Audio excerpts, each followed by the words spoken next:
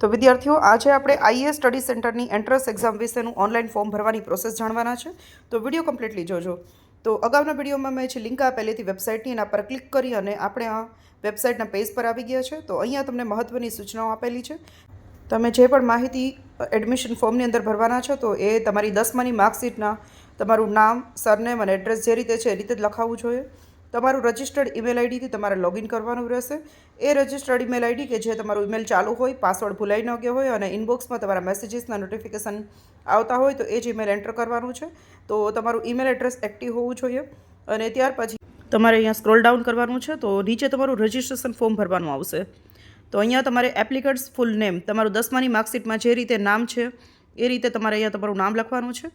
મેં વિદ્યાર્થીની personal details છે એને હાઇડ કરી છે, જેથી કરીને કોન્ફિડન્શિયલ કોઈની માહિતી છે ડિસ્ક્લોઝ ન થાય. તો એપ્લિકન્ટ્સનું ફૂલ નેમ લખાઈ જશે. પછી એપ્લિકન્ટ્સની ડેટ ઓફ બર્થ એટલે કે બર્થ ડેટ તમારે લખવાની છે. બર્થ ડેટમાં પહેલાં ડેટ સિલેક્ટ કરવાની આવશે. તો તમારી જે પણ બર્થ ડેટ હોય એ રીતે તમારે ડે નાખવાનું રહેશે. ત્યાં ક્લિક કરશો એટલે ડેટ આવી જશે.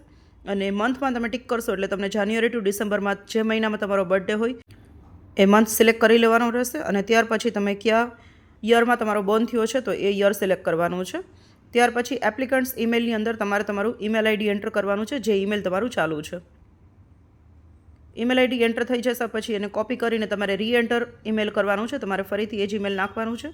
હવે અહીંયા તમને પાસવર્ડ માટે એ લોકો એક સૂચના આપશે કે તમારે આ પાસવર્ડ યુઝ કરવો છે કે તમારો પોતાનો ક્રિએટ કરવો છે. તેમાં ક્રિએટ માય ઓન કરવાનું છે.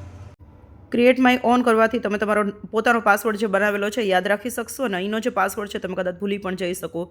તો તમારે 8 કેરેક્ટરનો તમારે સ્ટ્રોંગ પાસવર્ડ બનાવવાનો છે. એમાં એક અપર લેટર એટલે કે કેપિટલ લેટર હોવો જોઈએ, 3 થી 4 સ્મોલ લેટર હોવા જોઈએ અને એક તમારે સ્પેશિયલ કેરેક્ટર યુઝ કરવાનું છે, જેમ કે હેશટેગ છે અથવા તો @ છે અથવા તો સ્ટાર છે.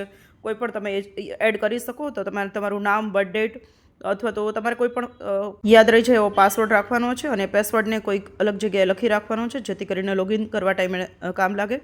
ત્યાર પછી તમારે તમારા મોબાઈલ નંબર એન્ટર કરવાના છે. તમારો જે પરમનન્ટ નંબર છે, વોટ્સઅપ નંબર છે જે ચાલુ છે એ નંબર તમારે એન્ટર કરવાનો રહેશે. ત્યાર પછી તમારે અહીંયા કેપ્ચા એન્ટર કરવાના છે. અહીંયા ટેક્સ્ટમાં બ્લુ ફોન્ટમાં તમને જે નંબર આપેલા છે એ એન્ટર કરવાના છે. અને ત્યાર પછી તમારે રજિસ્ટર્ડ પર ક્લિક કરવાનું છે. રજિસ્ટર્ડ કરી દેશો એટલે તમને એક સેવનો મેસેજ આવશે, એ સેવ કરી દેવાનું છે. અને એક તમારા રજિસ્ટર્ડ મોબાઈલ નંબર પર ઓટીપી આવેલો હશે, તો એ ઓટીપી અહીંયા એન્ટર કરવાનો છે. ઓટીપીમાં ભૂલ ન પડે ખાસ ધ્યાન રાખવાનું છે. અને ત્યાર પછી ફરીથી તમારે અહીંયા કેપ્ચર એન્ટર કરવાના છે. તો અહીંયા જે પણ બ્લુ કલરના ફોન્ટમાં કેપ્ચા બતાવે એ ડિજિટ ભૂલ ન થાય એ રીતે તમારે એન્ટર કરી અને સબમિટ ઓટીપી પર ક્લિક કરવાનું છે. હવે તમારું અકાઉન્ટ વેરિફિકેશન કમ્પ્લીટ થઈ ગયું છે. તો તમારે સ્ક્રોલ ડાઉન કરવાનું છે. અહીંયા ન્યૂ રજિસ્ટ્રેશનમાં નથી જવાનું, કેમ કે ઓલરેડી આપણે અકાઉન્ટ બનાવી લીધું છે. એટલે હવે આપણે લોગિન કરવાનું છે. તો અહીંયા તમે સ્ક્રીનમાં તમે નીચે જશો એટલે તમને લોગિનનું ઓપ્શન બતાવશે.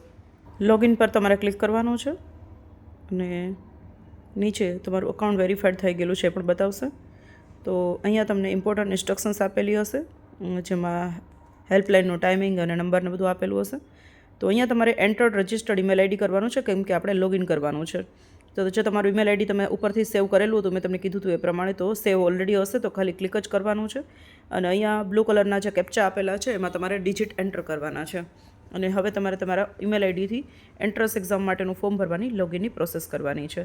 તો લોગિન ઉપર ટચ કરશો એટલે આ રીતે તમને વેલકમ અને તમારું નામ બતાવેલું હશે, રજિસ્ટ્રેશન નંબર આપેલો હશે અને તમને સ્ટેપ્સ આપેલા હશે કે તમારે પહેલાં કમ્પ્લીટ પ્રોફાઇલ કરવાની છે, સિલેક્ટ પ્રોગ્રામ કરવાનો છે અને તમારે પેમેન્ટ ડિટેલ્સ ફિલઅપ કરવાની છે. તો તમારે કમ્પ્લીટ પ્રોફાઇલ પર ક્લિક કરવાનું રહેશે.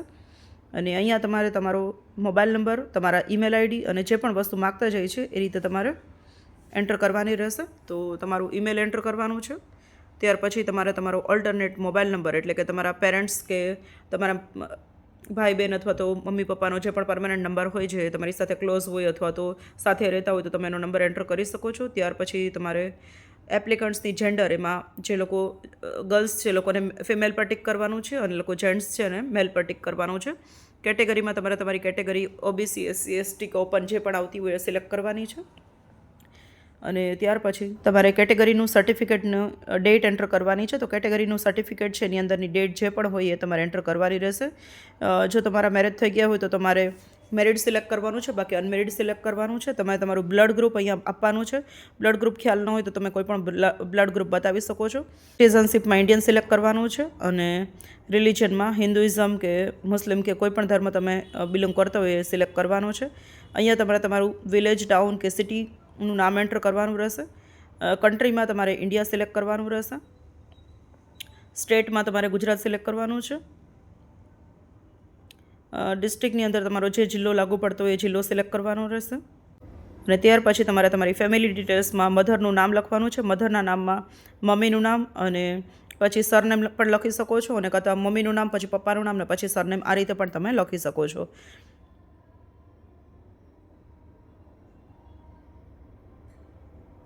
મધરની ડિટેલ્સ એન્ટર થઈ ગયા પછી મધરના મોબાઈલ નંબર એન્ટર કરવાના છે. જો મધરમાં ફોન ન રાખતા હોય તો તમે એમાં ફાધરના નંબર પણ લખી શકો છો.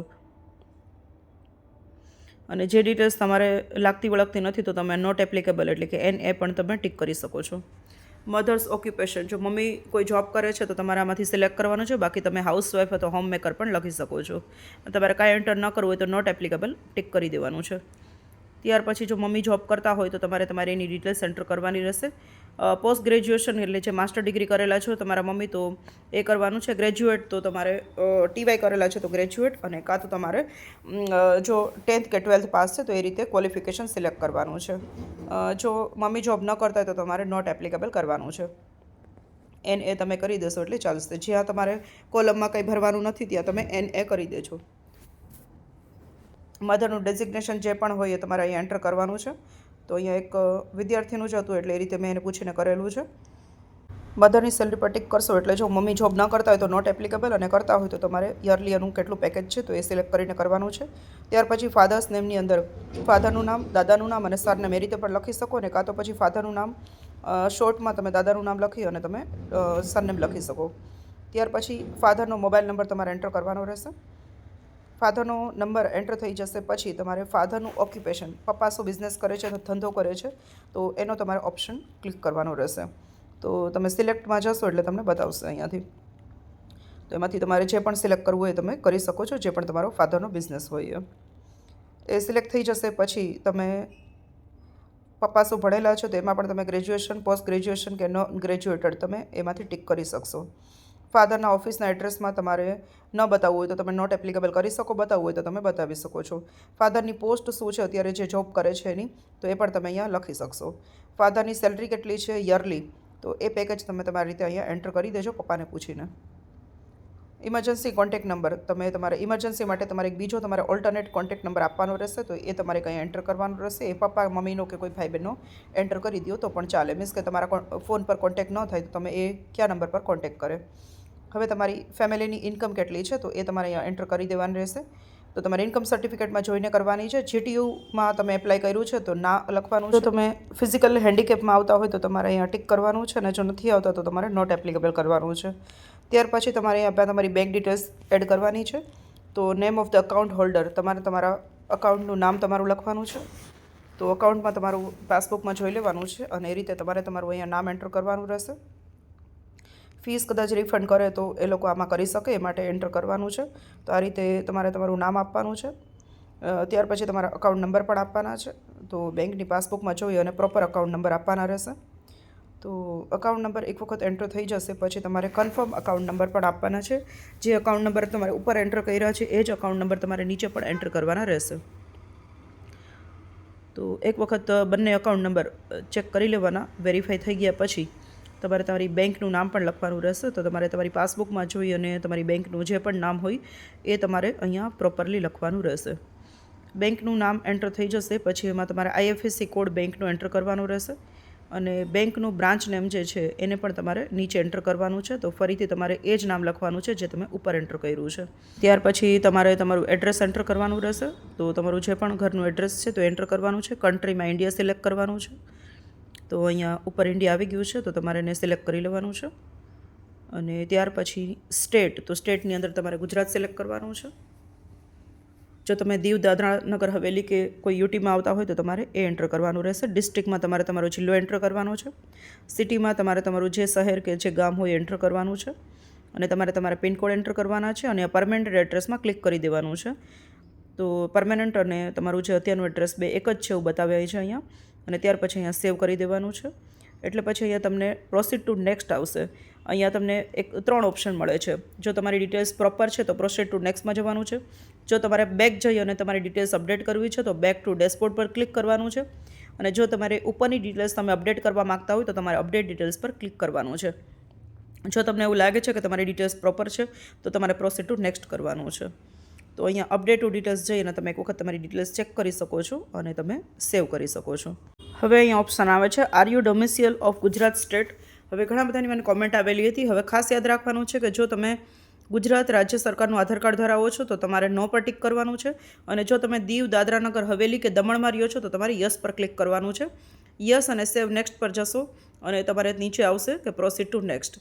હવે અહીંયા તમારા લોકોને તમારા ડોક્યુમેન્ટ્સ અપલોડ કરવાના છે. તો તમારી માર્કશીટ, તમારો ફોટોગ્રાફ, તમારા સાઇન, તમારા જે પણ ડોક્યુમેન્ટ્સ એટેચ કરવાના છે એ 10 KBથી 500 KBની વચ્ચેના હોવા જોઈએ. જો આનાથી 10 KBથી ઓછા હશે અથવા 500 KBથી વધારે હશે તો એ એક્સેપ્ટ નહીં કરે અને એને કારણે તમારે પ્રોબ્લેમ આવશે. તો તમારે ગેલેરીમાં જઈ અને ફોટોનું રેઝોલ્યુશન ઓછું કરી દેવાનું છે. અત્યારે ગૂગલ પર અને પ્લે સ્ટોર પર ઘણી બધી એપ્લિકેશન્સ અવેલેબલ હોય છે કે જેમાં ફોટો રિસાઇઝ થઈ જાય છે. તો તમારે ઇમેજને રિસાઇઝ પણ કરી શકો છો. તમારે કહેવાનું છે કે મારે આ જે ઇમેજ છે ને 10 KBથી વધારે અને 500 KBથી ઓછી કરી નાખવાની છે. તો આ રીતે તમે તમારી ફોટો જે છે એને રિસાઇઝ કરી અને પછી અપલોડ કરશો એટલે એક્સેપ્ટ કરી લેશે. હવે આ રીતે નીચે તમે આવશો એટલે તમારા photo, signature, OBC, non criminal certificate તમારે બધા એટેચ કરવાના રહેશે. તો ફોટોમાં સિલેક્ટ ફાઇલ પર ક્લિક કરવાનું છે અને તમારા ઇમેજને ગેલેરીમાં જ સેવ રાખવાના છે જેથી કરીને તમે ડાયરેક્ટ ગેલેરીમાં જઈ અને ફોટો જે છે એને એટેચ કરી શકો. તો સિલેક્ટ કરશો એટલે તમારું ગેલેરી ખુલી જશે અને અહીંથી તમારે તમારો ફોટો જે છે એ સિલેક્ટ કરી લેવાનો છે. પાસપોર્ટ સાઇઝનો ફોટો.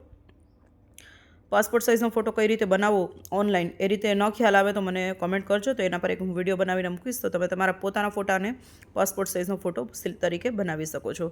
હવે ફોટો એટેચ થઈ ગયો છે તો આપણે સિગ્નેચરનો ફોટો જે છે પાડેલો છે એ ગેલેરીમાંથી લેવાનો છે. તો એને ગેલેરીમાં છે એને એટેચ કરી દેવાનું છે અને સિલેક્ટ કરી દેશો એટલે અહીંયા સિગ્નેચર આવી જશે. ત્યાર પછી તમારે ઓબીસી અથવા તો તમારું કાસ્ટ સર્ટિફિકેટ જે છે એ એટેચ કરવાનું છે. તો એ સિલેક્ટ ફાઇલ કરશો એટલે એ પણ અપલોડ થઈને આવી જશે. અને ત્યાર પછી તમારે ઇન્કમ સર્ટિફિકેટ, આવકનું પ્રમાણપત્ર તમારે એટેચ કરવાનું છે. તો એની પણ ઇમેજ આ રીતે તમે રાખેલી હશે તો ડાયરેક્ટ આવી જશે. હવે અહીંયા 3 ઓપ્શન મળે છે. કાં તો તમે ફોટો બીજો સિલેક્ટ થઈ ગયો છે તો ડિલીટ પણ કરી શકો છો. બેક ટુ પ્રોફાઇલ ડિટેલ્સ, તમે પાછળની ડિટેલ્સને અપડેટ પણ કરી શકો છો. અને જો તમારે અત્યારે નથી કરવું, પછી તમારે ફોર્મ ભરવું છે તો તમે સેવ એઝ ડ્રાફ્ટ પણ કરી શકો છો. અને તમારી ડિટેલ્સ પ્રોપરલી ભરાઈ ગઈ છે, તમારે આગળ વધવું છે તો તમે પ્રોસીડ ટુ નેક્સ્ટ કરી દેજો. પ્રોસીડ ટુ નેક્સ્ટ કરશો એટલે આપણે અધર ડિટેલ્સ એન્ટર કરવાની આવશે. તો અહીંયા તમે જે ડિટેલ્સ ઓલરેડી એન્ટર કરી દીધી છે એ તમને પ્રિવ્યૂ કરવા માટે આપશે. તો એક વખત તમારે ચેક કરી લેવાની છે અને પછી તમારે નેક્સ્ટ પર જવાનું છે. તો જે ફોટોઝ અપલોડ થઈ ગયા છે, જે ડિટેલ્સ તમે ભરી દીધી છે એ તમને અહીંયા બતાવશે. હવે તમારે નીચે જવાનું છે અને અહીંયા સબમિટ એન્ડ લોક પર જવાનું છે. વિદ્યાર્થીઓ ખાસ યાદ રાખજો કે આ એક ઇમ્પોર્ટન્ટ સ્ટેપ છે. જો તમારી ડિટેલ્સ પ્રોપરલી અપડેટ થઈ ગઈ છે તો જ તમે કન્ફર્મ એન્ડ લોક કરજો. જો હજી તમારે એક વખત વેરીફાઈ કરવું હોય તો કેન્સલ કરી અને તમે બેક જઈ શકશો. કેમ કે જો અહીંયા I do hereby declare પાસે એક બોક્સ આપેલું છે. જો તમે ત્યાં ટિક કરી દીધું અને કન્ફર્મ એન્ડ લોક કરી દીધો પછી તમે જે આગળ ડિટેલ્સ ભરી છે એમાં તમે કોઈ ચેન્જીસ નહીં કરી શકો. તો એક વખત તમારે કેન્સલ કરી અને પાછળની ડિટેલ્સ એકવાર વેરીફાઈ કરી લેવાની છે. પ્રોપરલી ભરાઈ ગઈ છે એવું લાગે કે ના હવે કોઈ ભૂલ નથી તો તમારે અહીંયા આઈ ડુ હિયર બાય પાસે તમારે ક્લિક કરી અને કન્ફર્મ અને લોક કરવાનું છે. હવે તમારી એપ્લિકેશન લોક થવા જઈ રહી છે, પછી તમે એમાં કોઈ પણ ચેન્જીસ નહીં કરી શકો. તો જ્યારે એવું લાગે કે હવે ડિટેલ્સ પ્રોપરલી એડ થઈ ગઈ છે, હવે મારે આગળ વધવું છે, ત્યારે જ તમારે કન્ફર્મ એન્ડ લોક પર ક્લિક કરવાનું રહેશે. અને હવે અહીંયા I do hereby declare પર ક્લિક કરવાનું છે અને નીચે કન્ફર્મ અને લોક પર ક્લિક કરવાનું રહેશે. તો આ રીતે ગ્રીન આવી જશે અને કન્ફર્મ અને લોક કરશો એટલે તમને પ્રોસીડ કરવા દેશે. હવે કન્ફર્મ અને લોક કરશો એટલે તમારે એક પ્રોગ્રામનું ફોલ્ડર આવશે. તો અહીંયા તમારે પ્રોગ્રામ લેવલ ચૂઝ કરવાનું છે. તો પ્રોગ્રામ લેવલમાં છેલ્લું પોસ્ટ ગ્રેજ્યુએટ ડિપ્લોમા પ્રોગ્રામ્સ એ તમારે સિલેક્ટ કરવાનું રહેશે. પ્રોગ્રામની અંદર તમારે IAS study centre entrance exam select કરવાનું છે. હેડક્વાર્ટરની અંદર તમારે જશો એટલે તમારે એ યુનિવર્સિટી કે કોલેજ સિલેક્ટ કરવાની છે જ્યાં તમે એન્ટ્રન્સ એક્ઝામ આપવા માગો છો અથવા તો તમે કોચિંગ એટેન્ડ કરવા માગો છો. હવે તમારે પ્રોગ્રામ સિલેક્શન તમારું થઈ ગયું છે અને તમને સ્ક્રોલ ડાઉન કરીને નીચે બતાવશે કે કઈ કઈ ડિટેલ્સ હવે તમારે ભરવાની રહેશે. તો એકેડેમિક ડિટેલ્સ, અપલોડ્સ, પ્રિવ્યૂ અને પેમેન્ટ આ ટોટલ 5 ઓપ્શન છે. તો નીચે તમારે આવી જવાનું છે અને અહીંયા તમને અલગ અલગ યુનિવર્સિટીનું લિસ્ટ આપેલું છે. આમાં તમારે નોટ ઇન્ટરેસ્ટેડ પર ક્લિક કરવાનું છે અને તમે ક્લિક કરશો એટલે તમને ઓપ્શન આપશે કે તમારે પહેલી કઈ યુનિવર્સિટી સિલેક્ટ કરવા માગો છો. તમારે 5 થી 6 પ્રેફરન્સ આપવાના છે. જે કેટેગરી અને મેરિટ વાઇઝ તમે સિલેક્ટ થશો એ પ્રમાણે તમને સેન્ટર મળશે કોચિંગ માટે.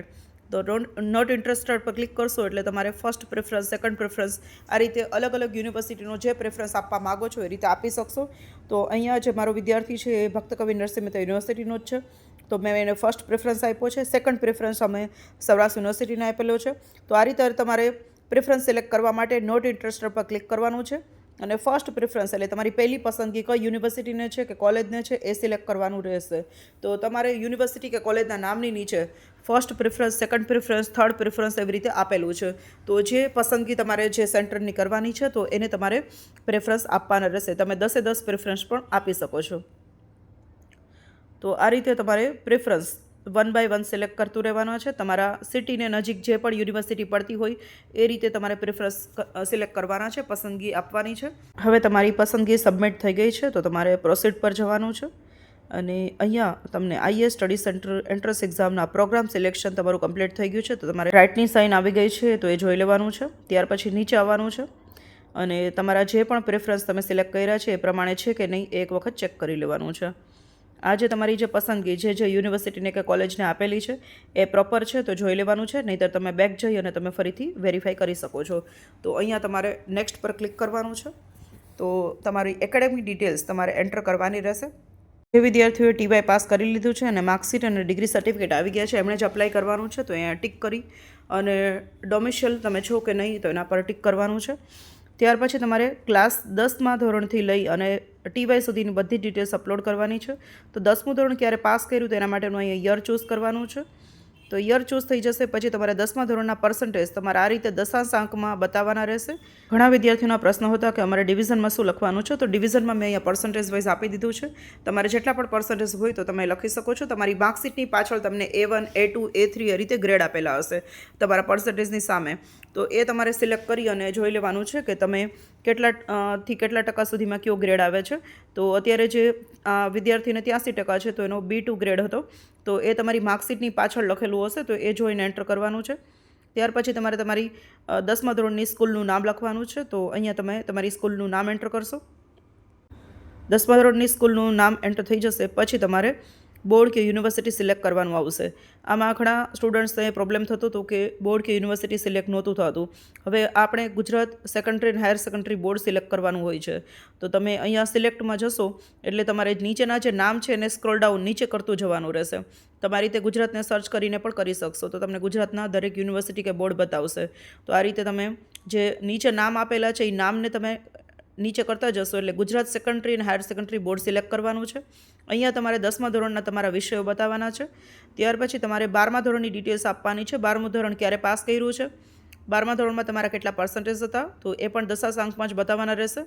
ત્યાર પછી ડિવિઝન તમારે માર્કશીટની પાછળ જોઈ લેવાનું છે કે તમારો જે પણ ગ્રેડ હશે એ અહીંયા એન્ટર કરવાનો છે. અને અહીંયા પણ તમારે ગુજરાત સેકન્ડરી અને હાયર સેકન્ડરી બોર્ડ ગાંધીનગર એ અહીંથી સિલેક્ટ કરી લેવાનું છે અને એને પછી તમારે અહીંયા એન્ટર કરી દેવાનું છે. તમારે જ્યાં નંબર્સ છે યુનિવર્સિટીના નામ એના નીચે કરશો એટલે તમારે જી પર જવાનું છે. તો ત્યાં ગુજરાત સેકન્ડરી અને હાયર સેકન્ડરી બોર્ડ આવેલું હશે ગાંધીનગર, તો એ તમારે સિલેક્ટ કરવાનું છે 10મા અને 12માની અંદર. તો અહીંયા Gujarat secondary and higher secondary board આવી ગયું છે. ત્યાર પછી 12મા ધોરણની તમારું સ્કૂલનું નામ તમારે એન્ટર કરવાનું છે. તો જે સ્કૂલમાં તમે 12મું ધોરણ પાસ કર્યું છે એ સ્કૂલનું નામ અહીંયા તમારે લખવાનું રહેશે. સ્કૂલનું નામ એન્ટર થઈ ગયા પછી તમારે 12મા ધોરણના તમારા વિષયો લખવાનું રહેશે. જે પણ સબ્જેક્ટ્સ તમે સ્ટડી કર્યા હોય એ અહીંયા લખવાના છે માર્કશીટમાં જોઈને. ત્યાર પછી તમારે ટીવાય ક્યારે પાસ કર્યું છે તો એનું યર લખવાનું છે. તો અહીંયાથી તમે યર સિલેક્ટ કરી લેજો. ત્યાર પછી ટીવાયમાં કયા કયા વિષયો હતા તો તમારે આ રીતે વિષયો લખવાના છે. તો અહીંયા નોન એનઈપીના સ્ટુડન્ટ્સ માટે ગ્રેજ્યુએશન પાસ કર્યું છે ઓનર્સ સાથે તેમાં નો પર ટિક કરવાનું છે. તો તમે ટીવાય કઈ ઇન્સ્ટિટ્યૂટ કે કોલેજમાંથી કર્યું છે તો તમારે જીટીયુમાંથી નથી કર્યું તો તમારે અધર પર ટિક કરવાનું છે. તો અધર પર ટિક થઈ જશે પછી તમારે તમારા ગ્રેજ્યુએશનના કોર્સનું નામ લખવાનું છે. જેમ કે ટીવાય બીકોમ, ટીવાય બીએડ, ટીવાય બીએસસી એ રીતે કોર્સનું નામ લખજો. ગ્રેજ્યુએશન ડિવિઝનની અંદર તમારે કોમર્સ, આર્ટ્સ, સાયન્સ એ રીતે લખવાનું રહેશે. ત્યાર પછી તમે પાસ કર્યું છે કે તમે અત્યારે ચાલુ છે તો તમારે પાસ બતાવવાનું છે. ગ્રેજ્યુએશનના પર્સન્ટેજ એન્ટર કરવાના છે. માસ્ટર્સ કરેલું હોય તો ડિટેલ્સ એડ કરવાની છે, ન કરેલું તો નથી કરવાની. હવે તમારે 12th સ્ટાન્ડર્ડની તમારી માર્કશીટનો સીટ નંબર એન્ટર કરવાનો રહેશે અને ત્યાર પછી સેવ અને નેક્સ્ટ કરવાનું રહેશે. તો સેવ અને નેક્સ્ટ થશે એટલે તમારું પ્રોગ્રામ સિલેક્શન થઈ ગયું છે અને એકેડેમિક ડિટેલ્સ પણ તમારી આવી ગઈ છે, તો એના માટે રાઇટ થઈ જશે. હવે અહીંયા તમે જે ડિટેલ્સ અપલોડ કરી છે તો એ તમને નીચે પ્રિવ્યૂમાં બતાવશે. તો તમે નીચે જશો એટલે તમને બતાવશે કે કયા વસ્તુઓ તમે અપલોડ કરી છે. તો કોન્ફિડન્શિયલ મેટરથી મેં આ બધી જ વસ્તુ હાઇડ કરી દીધી છે. તો અહીંયા તમારા બધા જ અપલોડ એકસાથે બતાવશે અને બધું જ તમારું વ્યવસ્થિત રીતે અપલોડ થઈ જશે. ત્યાર પછી તમારે નેક્સ્ટ પર ક્લિક કરવાનું રહેશે. નેક્સ્ટ ઉપર તમે ક્લિક કરશો એટલે તમારું પ્રોગ્રામ સિલેક્શન ને બધું થઈ ગયું છે. હવે તમને પ્રિવ્યૂ માટેની ડિટેલ્સ બતાવશે. તો પ્રિવ્યૂ માટે તમારે દરેક વસ્તુ ચેક કરી લેવાની છે અને પછી તમારે સેવ અને નેક્સ્ટ કરવાનું રહેશે. તો અહીંયા ફોર્મ ડિક્લેરેશન આવી ગયું છે, તમારે સબમિટ કરવાનું છે. આ બધી ડિટેલ પ્રોપરલી સબમિટ થઈ ગઈ હશે તો જ programme selection, academic details, upload, preview અને પેમેન્ટની આગળ રાઇટ ક્લિક આવી જશે અને અહીંયા તમે તમારી ડિટેલ્સ ચેક કરી શકશો. તમારી બધી જ ડિટેલ્સ તમને અહીંયા શો કરશે. તો એકવાર સ્ક્રોલ ડાઉન કરીને બધી ડિટેલ્સ વ્યવસ્થિત ચેક કરી લેવાની છે કે કોઈ ભૂલ નથી રહી ગઈ. વ્યવસ્થિત ડિટેલ્સ ચેક થઈ જશે એટલે સૌથી નીચે તમને આ રીતે વેરીફાઈ ધ ડિટેલ્સ એવું ઓપ્શન આવશે. તો અહીંયા તમારે તમારી દરેક ડિટેલ્સ ચેક કરતી જવાની છે અને તમારે દરેક જગ્યાએ બ્લુ ટિક કરતું જવાનું છે અને આ રીતે તમે બ્લુ ટિક કરશો પછી જ એ લોકો ફાઇનલ ગણશે. તો અહીંયા જ્યાં જ્યાં બોક્સ દેખાય છે ત્યાં બ્લુ ટિક કરવાનું છે. ત્યાર પછી લાસ્ટ તમારે પેમેન્ટ પર જવાનું છે. તો બિલ્ડર્સ પર ટિક કરશો એટલે તમારા પેજને હવે બેક નથી કરવાનું. અહીંયા તમને ઘણા બધા ઓપ્શન્સ આપે છે ફીસ ભરવા માટેના. તો તમારે 300 રૂપિયા ફીસ ભરવાની છે જે નોન રિફંડેબલ છે. ક્રેડિટ કાર્ડ કે ડેબિટ કાર્ડથી ફીસ ભરવી હોય તો તમારે ક્રેડિટ કાર્ડ અને ડેબિટ કાર્ડની ડિટેલ્સ એન્ટર કરવાની રહેશે અને તમારે પેમેન્ટ કરવાનું રહેશે. ઓટીપી એન્ટર કરશો એટલે પેમેન્ટ થઈ જશે. જો તમારે ક્રેડિટ કે ડેબિટ કાર્ડથી પેમેન્ટ નથી કરવું અથવા તો બીજો કોઈ ઓપ્શન ચૂઝ કરવો છે તો તમે એ પણ કરી શકશો. તો અહીંયા નેટ બેન્કિંગ પણ આપેલું છે. તો તમે મોબાઈલ બેન્કિંગ યુઝ કરતા હોય તો તમારે તમારી બેંકની ડિટેલ્સ એન્ટર કરવાની રહેશે. જો તમે ભીમ યુપીઆઈથી પેમેન્ટ કરવા માંગો છો તો તમારે તમારું ભીમ યુપીઆઈ આઈડી એન્ટર કરી અને તમારે તમારું પેમેન્ટ માટેનું પ્રોસીડ કરવાનું રહેશે. તો તમે તમારું અહીંયા યુપીઆઈ આઈડી એન્ટર કરશો, મેક પેમેન્ટ કરશો એટલે તમને ઓપ્શન બતાવશે કે તમારે તમારી ભીમ યુપીઆઈ એપ ખોલવાની છે અને પેમેન્ટ કરી શકશો. અને આ રીતે પેમેન્ટ થઈ જશે એટલે તમે તમારી એપ્લિકેશનની પીડીએફ ડાઉનલોડ કરી લેજો. તો આ રીતે તમારું programme selection, academic details, uploads, preview અને પેમેન્ટ બધું જ કમ્પ્લીટ થઈ જશે. એટલે તમને આ રીતે ઓપ્શન છેલ્લે બતાવશે અને એપ્લિકેશનને તમે સેવ કરી શકશો. વિદ્યાર્થીઓ, વિડીયો ગમ્યો હોય તો વિડીયોને લાઇક કરી દેજો. ચેનલ પર નવા હોય, સબસ્ક્રાઇબ ન કર્યું તો સબસ્ક્રાઇબ કરી દેજો કેમ કે હું બીકોમ, બીએ, બીબીએ, બીએસસીના ઇંગ્લિશ સબ્જેક્ટના દરેક વિડીયો લેક્ચર્સ મારી ચેનલ પર મૂકું છું. તો મેક્સિમમ તમારા ફ્રેન્ડ્સ સુધી શેર કરજો. Thank you everyone for watching.